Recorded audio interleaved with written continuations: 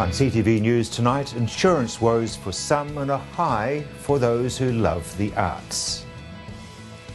Welcome to CTV News, I'm Rob Cope-Williams. There's been some frustration at the rate that business owners are able to get back into their businesses in the CBD.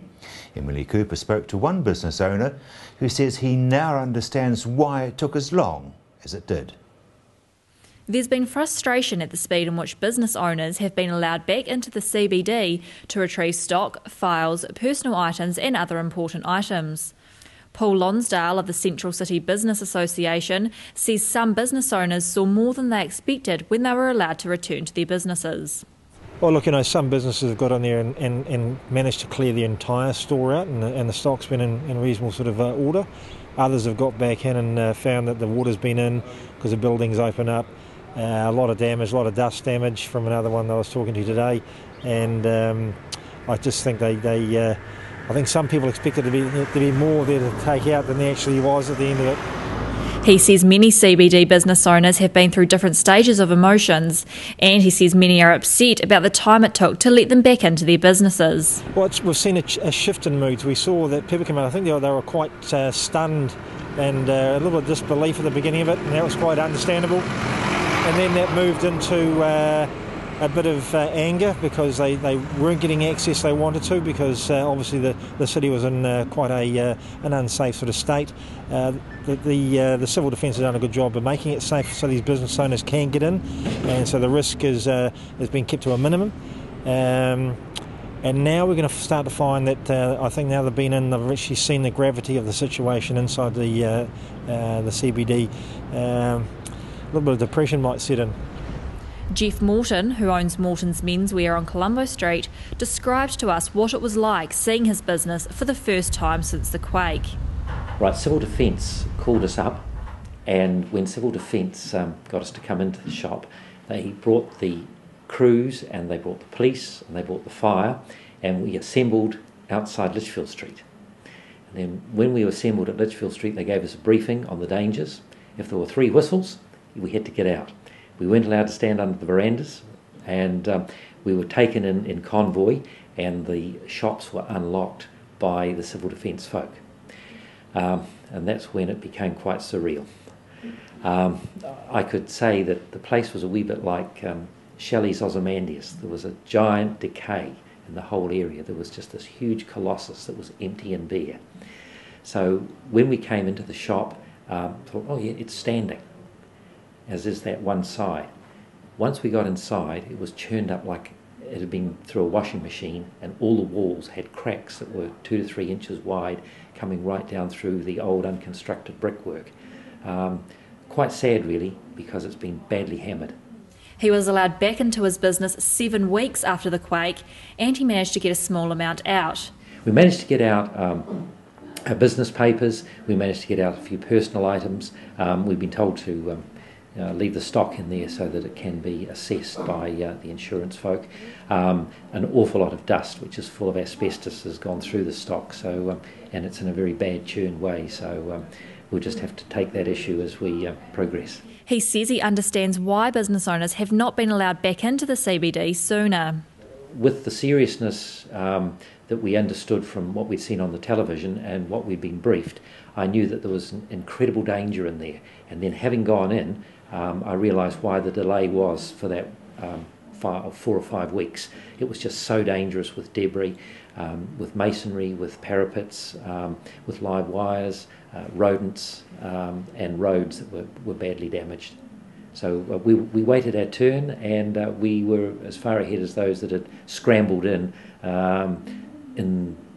darkness and tried to pull things out. Jeff says he's happy with the way Civil Defence has handled things. Oh, absolutely. I mean, you only had to open a door or touch a wall and something could have come cascading down. They were extremely good and extremely helpful. The police and the fire and the Civil Defence and the engineers preceded us, and they offered to carry anything or help anything or do anything, and we couldn't have asked for better help. However, Jeff, like many others, worry about going back into the city. I wouldn't like to work in a damaged building, having seen green-stickered buildings over the road completely collapse when they should never have been green-stickered. The safety to the public, if there's a shake and you're under a veranda or you're under a parapet, how are you going to fare? So I think it'll have to be very closely inspected. I don't see how they can actually just prop up old buildings. However, Paul Lonsdale says although some businesses have already relocated, getting back to the city is important as there is so little space left in the suburbs. Well, the ones that actually can set up and have got a reasonable amount of product out will just go and set up somewhere else if they can. Obviously, space is becoming quite tight now, so there's not a lot available, which is going to make it quite difficult. So for us, getting our plans up and running and getting a portion of the city back and running again is going to be quite important. He says the future is still uncertain.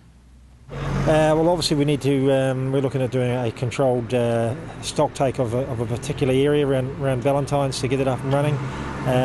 So what needs to happen is geotech soil tests. You need to do a building analysis to see what needs to come down, then a controlled demolition of the ones that need to come down and get those moved out quickly, and then looking at some sort of temporary relocatable structures. Jeff agrees his future is also uncertain. I've got to go through the process of looking at the building with the insurance folk, and then once that's been assessed, then I'd be dead keen to get back up and running again if at all possible, but we've just got to take it step by step. Another area of frustration for some is the EQC. One landlord who has several properties says he believes the EQC are wiping their hands of him. Canterbury Television has heard of a number of issues with the Earthquake Commission. We spoke to John Hunter, who owns a number of properties in Christchurch, about issues he has been having with the EQC. John's own Avonside house is damaged, but he says he's more concerned for other properties he owns. We have a rental property in Linwood, which suffered in the September quake and then again more damage in the February quake. The property is really quite badly damaged. EQC did an initial inspection and at the end of the day came up with an offer of $22,000. They figured that the house could be repaired for that amount of money.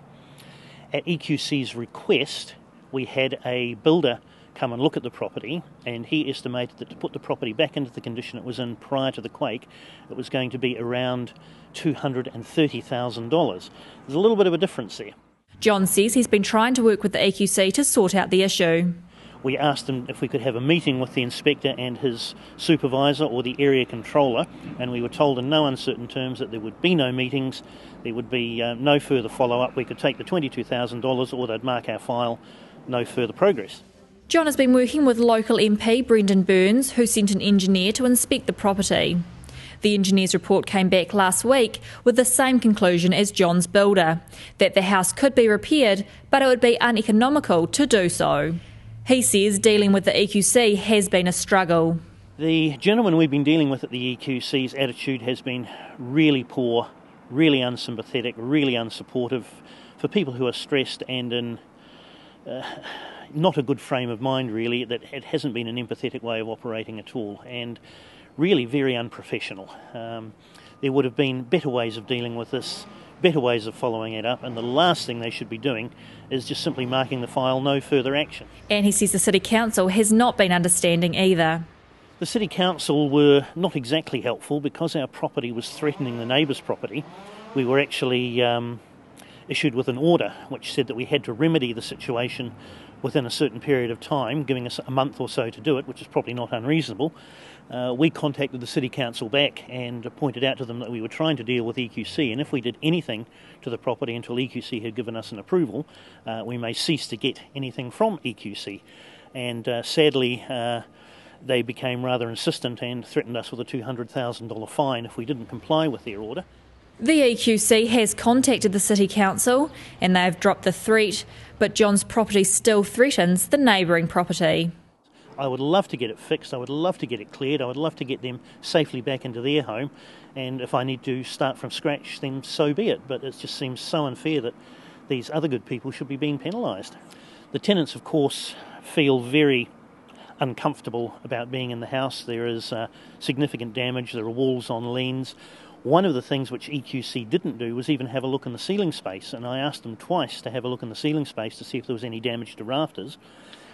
When the engineer had a look, it turns out that one of the internal chimneys in the house had shaken itself so badly there was 100 weight of bricks sitting on the ceiling plaster above the baby's bed in the bedroom, held up by nothing other than the sagging ceiling plaster. EQC didn't even bother to have a look up there. They said the place was okay, it was fine, it wasn't a problem. It's just verging on criminal. They could have been responsible for the injury or death of a little kid through their inaction. John is now hoping that EQC will help him in the future.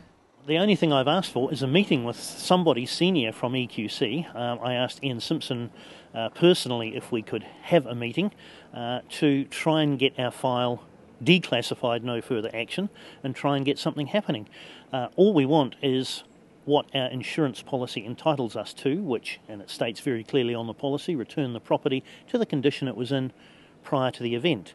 Now, EQC, I've asked them to explain why they won't do that, and they refuse. I've asked them to put that in writing, and they refused. We have to be able to progress somehow. We have to be able to get what we paid for in our insurance policy. We want nothing more than that. CTV News will be speaking to the Christchurch City Council and local MPs about this issue next week. With the September earthquake came the realisation that there were several faults in the Canterbury area that have not been mapped. However, that's being fixed with some very sophisticated machinery. Now, you might have seen a strange looking machine getting around which sort of stands in one spot and tends to jump up and down and thump the soil. Yeah, what's it doing? It's putting a sound signal into the ground. It's a vibration which goes from a frequency range of about 30 hertz up to about 100 hertz. Lasts for a few seconds, and we do that at 10 metre and 20 metre spacings depending on how the data is looking and the quality of the information we're collecting. We ran a profile along Brighton Beach from South Shore, southern end of the spit, for 8.5 kilometres. So we reached north of the pier, and we got very good information back. We haven't processed it all yet, but it's underway. And we've started in town doing the Barbados line, laying it out yesterday. Survey's underway today. The survey is being carried out with highly specialised equipment from the University of Calgary, Canada. This is being operated under the direction of Professor Don Lawton. And we have equipment that we use for essentially taking pictures of what's below the ground. And this equipment actually doesn't exist in New Zealand at this point, and after discussions with YAG, it was felt that this could really play a very useful role in looking for other geological features below the city that might be concern or for risk assessment. So we're able to get the equipment shipped down. So how deep can you go with this? In good conditions we can probably see down to 4 kilometres or so. Where it's noisy like this because of the interference of all the traffic, we'll probably get about 1 and a bit, but that should be enough to see if any of these faults are making it up into the shallow part of the subsurface.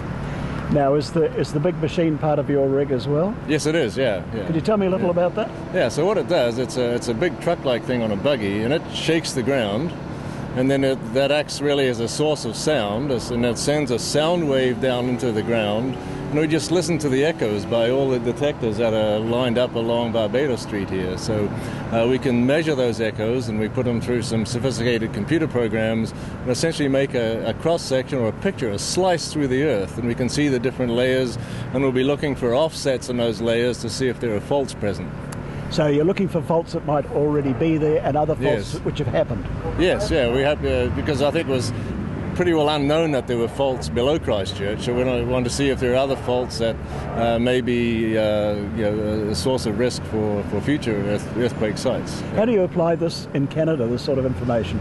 Most of this is used by the oil and gas industry for doing surveys to look for where to drill for oil and gas, so this is a slightly different use than we normally have.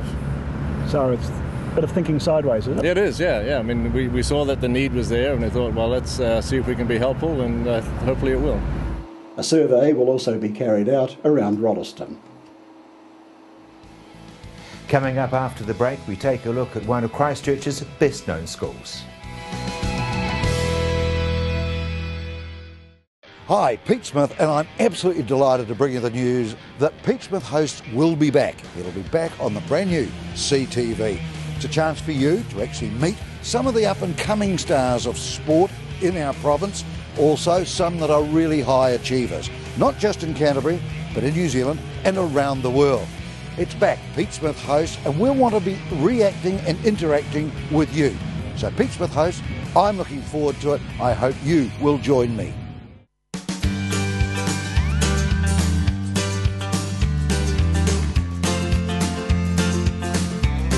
Hi, Rob Cope-Williams. Rob's Country will be back on CTV very, very soon. You'll remember that Rob's Country brings you anything rural, everything from dairying to cropping, horticulture, law, farm accounting, in fact anything that happens in rural Canterbury, which is really Rob's Country. Hi, I'm Malcolm Harris, Sales Manager at the new CTV. Do you have a business that's been relocated, being rebuilt or repaired, or do you simply want to expand your market? Then you need to advertise on CTV. CTV is back on air and proud to be associated with the rebuild of Christchurch. Call me now and I'll put together a cost-effective campaign that will deliver results for your business. Grow your business with the all-new CTV, the Recovery Channel.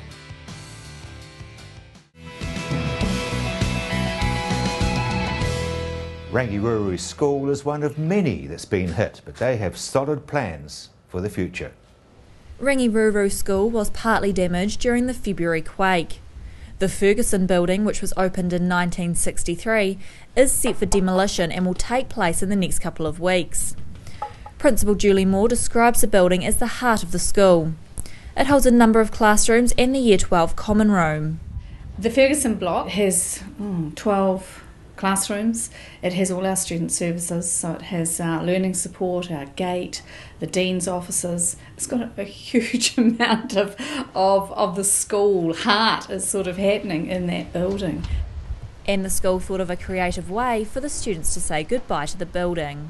We let the girls write their messages inside and out, so that they could say goodbye. It's a very important part of the school, and it's been here since the early 60s. And some of the messages were just lovely, and I particularly like the one that said "Nothing lasts forever." And sort of things like "Goodbye Ferguson." It has served the school really, really well. And whilst it opens up exciting opportunities, and it's certainly going to open up a huge gap, it's also sad to see spaces that have been part of your life go. So I think some of the messages reflect that the girls are both sad and realise that things do have to change and things have to move on. Julie says watching such a familiar building come down is hard. It's like anything that does hold memories, but it's an odd feeling, I think, watching a building come down, but like watching a ship sink. It's a feeling of emptiness, and it leaves almost an emotional hole as well as a physical hole. Yeah. On the other hand, we are looking ahead to the exciting things we can do. The school is now building new classrooms for its over 700 students to replace the Ferguson building. At the moment there are 8 classrooms being built and another 4 just further away. Those classrooms will take all the services that have happened in the Ferguson block. Actually, they're really lovely classrooms, so they'll do us very nicely until we have our new buildings. And we've done a lot of the initial thinking about what it is we need to take the school into the next 20 or 50 years. The historic Te Koroha house houses the school's office. The heritage building moved on its foundations from the quake. However, the house will be fully restored. Built in 1884, it has been part of the school since 1923, when it was the boarding hostel before it became the office. Certainly Te Koroha, the historic building, was swaying about a little bit because we were all in front of it. We could, some distance, but we could see it. At the time, it was hard to tell. I think it was just some time before we were able to really assess how much damage there was. And initially, it didn't appear to be too bad, but it's when you start to do your engineering assessments that you see how things have moved and where they've moved and where they've sunk. I mean, there was quite a bit of liquefaction around and cracks in the concrete and paving stones thrown up, all that sort of thing that happened all over Christchurch, really. Luckily, no students were hurt or in danger as no buildings completely collapsed. While Rangiruru was closed, the school used Facebook and their website to update pupils in order to avoid disconnection. The school has now brought in a counsellor for students to help them deal with stress. We brought an extra counsellor in, particularly for the staff, so that freed up our own counsellor to spend time with students. We'd already contacted, each tutor had contacted the girls in their group. So we'd done a whole sort of survey of who'd lost homes, who were out of Christchurch, which ones we were going to need to perhaps give some extra care to. So we had a fair idea, but we were also very alert when they came back, because they had to come back, different from the September earthquake, of course. They came back to the place where they experienced the fear. Whereas at September, a lot of them were at home. So they were back here where they had been so frightened. And that was quite, I think for a lot of them, that was quite an anxious day, coming back into school. Engineers are now rechecking buildings after the 5.3 shake on Saturday. And we'll have more updates on schools around Christchurch over the next few weeks. We're back with more news though straight after the break. Hi, I'm Canetta Knight. Canterbury is still in recovery, and that's why we have CTV's City Life, a 1-hour program each weekday bringing up-to-the-date information to you about our recovery. We'll be speaking to people from all ends of the spectrum, from people still affected by the earthquake to those making the decisions for ongoing progress and change. Who would you like to speak with? What questions would you ask? Email me, canetta@mainlandpress.co.nz. See you early May. Hi everyone, I'm Emily Cooper, a reporter for CTV News. Thanks so much for being with us at this time. We're back and we'll be bringing you all the best regional and local news possible. Watch CTV for all the latest updates on the recovery.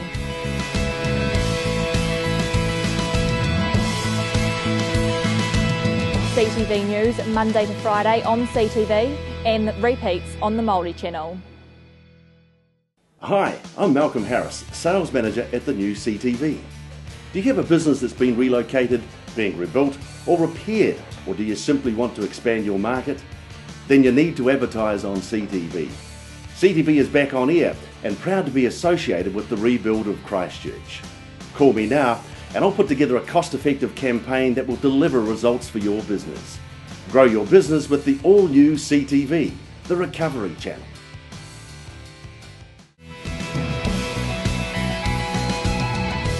Insurance issues are becoming a major focus for many. Metro News from the New Zealand Broadcasting School had a look at the issue. When last year's quake damaged Bet White's house, she got more of a shock than most. So that was the start of all my problems. I came back and I thought, well, how could I not have had house insurance to this corner? She could lose everything.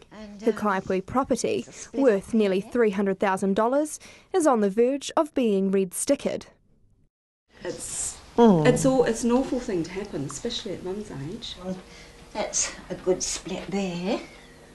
Bet's always had insurance, but due to an oversight hadn't realised her new house wasn't covered. You're joking, Matt. What happened? And I said, I don't know what happened. I said, that sounds dumb, but I said, I just moved.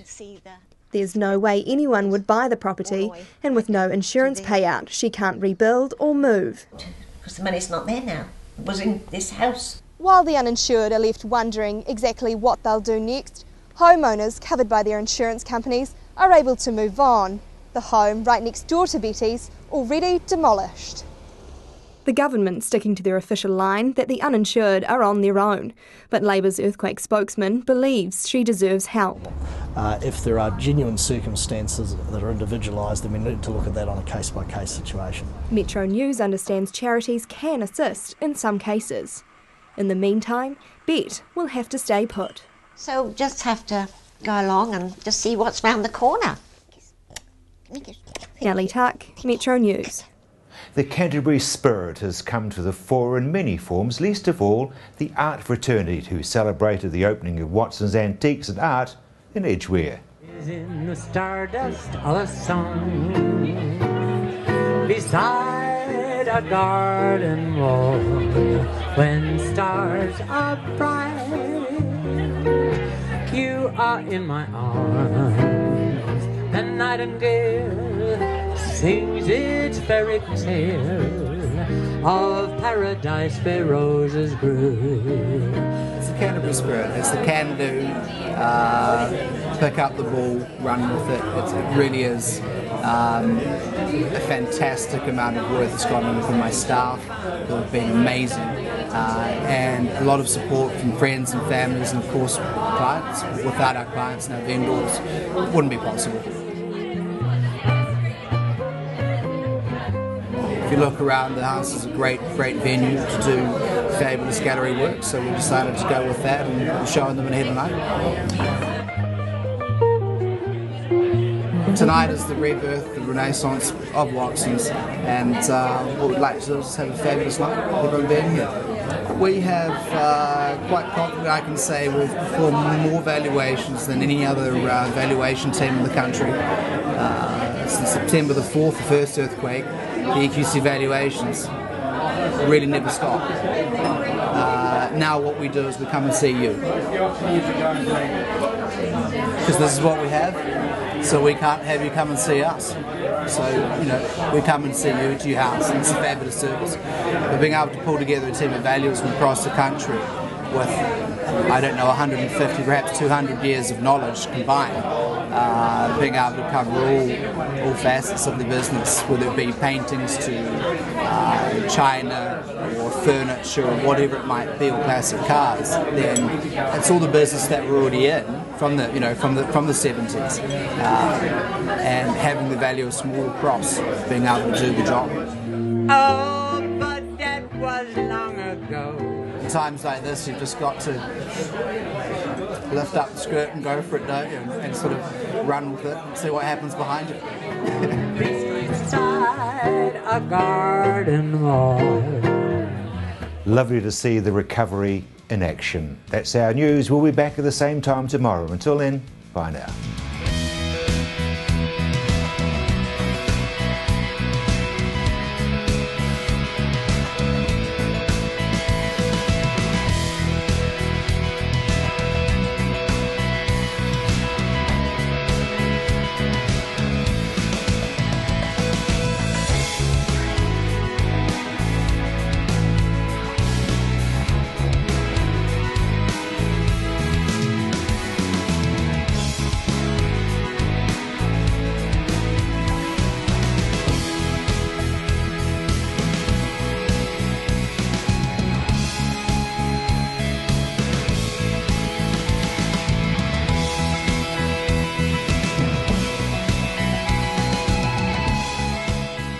Supporting local content so you can see more of New Zealand on air.